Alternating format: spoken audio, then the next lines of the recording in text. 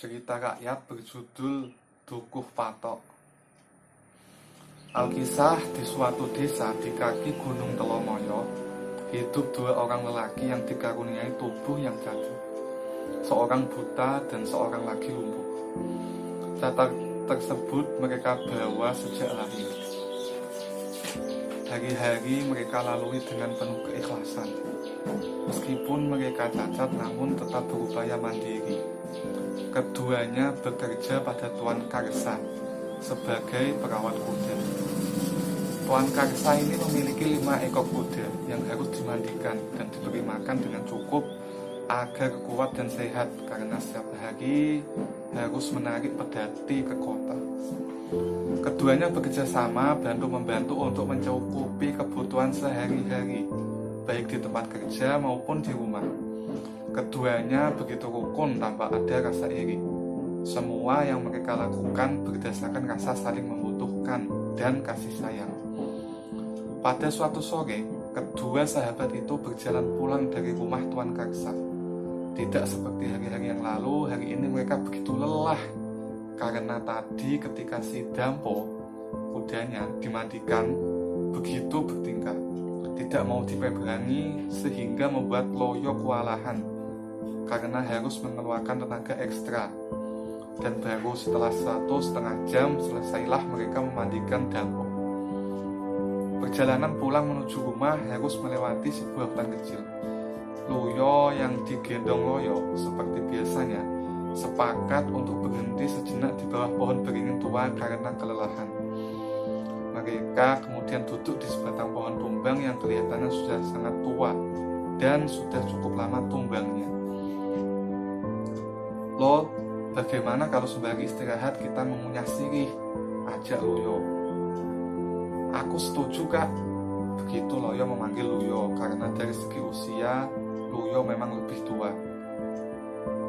Keduanya kemudian mulai meramu kinang, perlengkapan makan sirih yang terdiri dari daun sirih, pinang, dan kapur sirih. Saat mereka menemukan pinang yang akan digunakan untuk meramu sirih, Loyo bermaksud mencari landasan untuk memotong-motongnya. "Lo, dipotong pakai landasan yang kita gunakan untuk duduk ini saja," kata Loyo sambil sedikit menggesek pantatnya agar masih ada ruang untuk Loyo memotong sirih. "Iya, Kak," jawab Loyo sambil mengeluarkan pisau dan mulai memotong pinang. "Hah, apa ini, Kak? Mengapa landasan kayu yang kita duduki dan saya gunakan untuk landasan memotong pinang melakukan getah? Aduh, mengapa getah yang keluar berbau amis sekali?" seru Loyo pada Loyo. "Coba aku lihat," jawab Loyo sambil mengamati getah yang keluar dari landasan. "Lo, ini bukan getah pohon, namun darah," seru Loyo. "Yang benar, Kak," kata Loyo. Loyo kemudian menempelkan jemarinya yang terkena darah ke hidung Loyo untuk dibaui, dan saat ia hendak menempelkan cairan itu ke hidung Loyo, cairan itu tak sengaja sedikit mengenai mata kanan Loyo. Aneh, mata Loyo yang semula tidak dapat melihat, kini dapat melihat. Dengan kagum dan masih diliputi rasa tidak percaya, ia memandangi sekelilingnya. Lalu ia berseru dan memanggil Loyo. "Kak, sebelah mataku yang terpecah getah itu dapat melihat.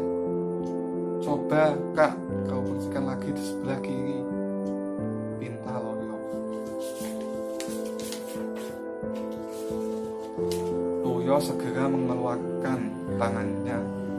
Loyo segera mengulurkan tangannya yang masih terkena percikan getah landasan dan mengoleskannya ke mata kiri Loyo. Dan sekali lagi keajaiban muncul. Mata Loyo yang sebelah kiri setelah diolesi getah landasan oleh Loyo dapat melihat. Loyo kemudian bersujud di tanah mengucapkan syukur atas kesembuhannya. Lalu katanya, "Kak, coba kau balukan getah itu di kakimu. Kalau juga ada keajaiban dari Tuhan sehingga kakimu bisa sembuh dan bisa berjalan," kata Loyo pada Loyo. "Kak, cobalah," pinta Loyo setelah beberapa saat Loyo belum mau menuruti permintaannya.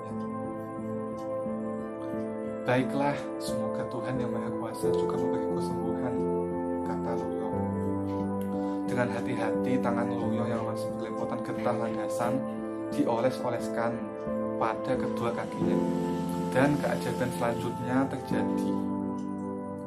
Kedua kaki Loyo bisa diangkat dan ia bisa berdiri tegak dengan kedua kakinya. Terima kasih Yang Maha Kuasa, Engkau telah membebaskanku dari penderitaan yang bertahun-tahun ini. Loyo berbisik dengan tangis sesenggukan sambil bersujud mencium sang bumi, tempatnya berpijak.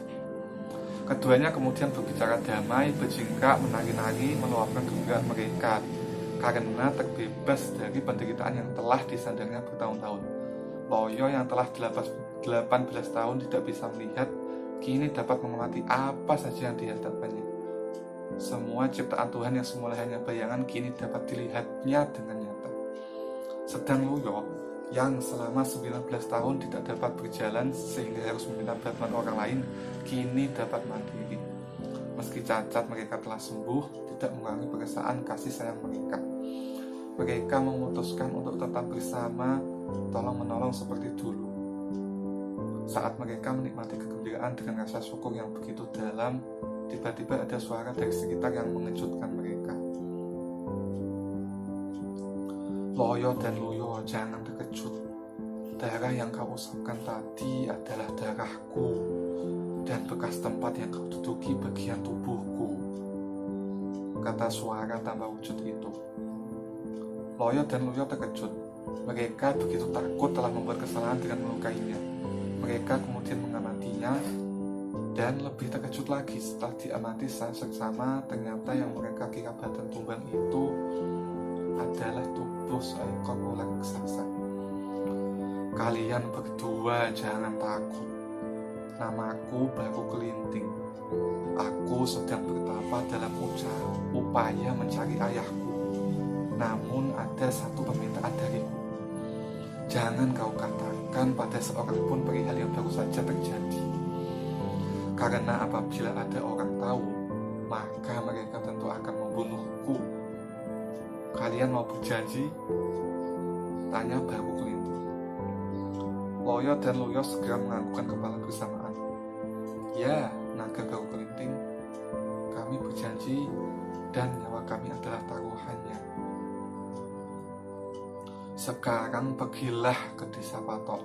Di sana sedang diadakan pesta merti desa. Banyak makanan dan minuman serta hiburan akan disuguhkan.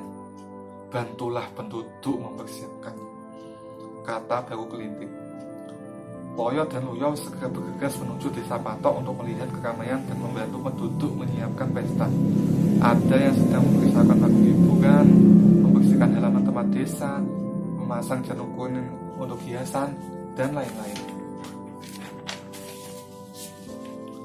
Dapur merupakan bagian terpenting dalam perhelatan itu.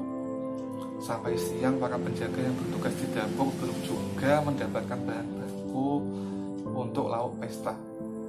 Sampai Loyo dan Loyo datang mendekat ke lokasi perhelatan, kemudian menyapa orang-orang. Selamat siang Kisanak, kami pengembara kebetulan lewat.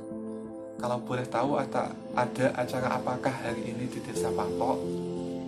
Kami lihat penduduk semua sibuk, kata Loyo pada segerombolan orang yang sedang menghias bangku. Beberapa orang menoleh dan salah satu di antaranya menjawab. Perayaan merti desa setiap setahun sekali diadakan keramaian untuk menghibur masyarakat dan selamatan agar Tuhan selalu memberikan kesejahteraan bagi desa Patok, jawab kepala desa. Di saat Loyo dan Loyo berbincang dengan penduduk, datang beberapa orang dan melaporkan pada kepala desa bahwa sampai siang itu mereka belum berhasil menemukan hewan buruan bakal lauk pesta. Terjadi sedikit keributan karena kepala desa menganggap bahwa orang yang bertugas mencari hewan buruan tidak becus dalam bekerja, dan petugas menjadi tersinggung. Melihat keributan itu, Loyo dan Loyo berusaha untuk menjadi penengah. Saudara sekalian, saat ini memang musim kemarau panjang, sehingga hewan buruan jarang muncul karena rumput meranggas. Untuk itu, apabila berkenan, akan kami tunjukkan daging binatang yang dapat kalian suguhkan di perhelatan ini, kata Loyo tenang. Apa? Di sekitar sini ada daging binatang yang bisa dimasak, kata mereka serempak. Ya, mari ikut kami, kata Loyo. Saat mereka akan bergerak menuju tempat baru kelinting, Loyo berbisik pada Loyo. Loh, apa kamu lupa janji kita kepada Ki Baru Kelinting? Loyo yang diingatkan terkejut, lalu menjawab, lupakan saja. Dia hanya seekor ular, mana bisa kata-katanya bertuah. Yang penting kita dapat membantu penduduk agar dapat diterima di sini, jawab Loyo kalem. Loyo lupa bahwa mereka telah berjanji pada Ki Baru Kelinting tidak akan memberitahukan pada siapa saja dengan taruhan keselamatan mereka. Bagaimana ini? Jadi menunjukkan pada kami lokasinya, kata kepala desa. Ya, mari kita berangkat, kata Loyo. Loyo menjadi penunjuk jalan bagi rombongan, diikuti penduduk yang bersemangat mencari daging bakal lauk pesta. Sedang Loyo dengan perasaan bersalah dan takut mengkhianati janji mengikuti paling belakang. Setelah berjalan cukup jauh, sampailah di lokasi tempat mereka sembuh oleh percikan darah naga baru kelinting.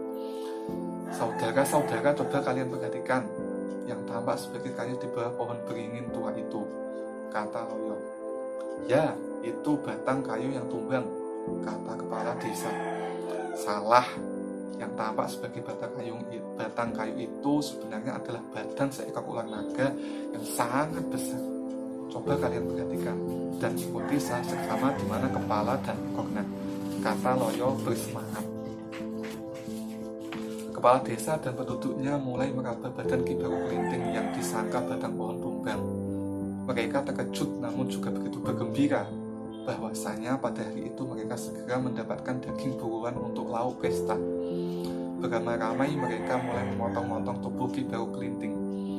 Setelah daging yang mereka kumpulkan sudah sangat banyak, segeralah dimasukkan dalam karung. Dan anehnya begitu mereka akan meninggalkan tempat, Loyo menjerit. Kak Loyo, bagaimana ini? Semuanya jadi gelap gulita, aku tidak bisa melihat apa-apa. Aduh Kak, mengapa jadi begini? Teriak Loyo di tengah isaknya. Ada apa Loyo? Kenapa kamu berteriak? Jawab Loyo. Ternyata setelah penduduk memotong-motong tubuh Ki Baru Kelinting yang berupa ular raksasa, keajaiban terjadi. Kedua mata Loyo yang semula dapat melihat kini kembali buta. Ya Tuhan, inilah muka-Mu karena aku ingkar janji. Ya Tuhan yang Maha Esa, ampuni aku. Begitu isak Loyo. Loyo begitu menyesali semua perbuatannya. Loyo yang tidak mengingkari sumpah janjinya pada Ki Baru Kelinting ternyata tetap berjalan tegak. Kedua sahabat itu pun berangkulan. Loyo yang menyesali pengkhianatan bersujud sambil berdoa. Yang Maha Kuasa, ampunilah hamba, dosa hamba, kekhilafan hamba, dan kesalahan hamba akibat tidak menepati janji hamba, kini menerima hukuman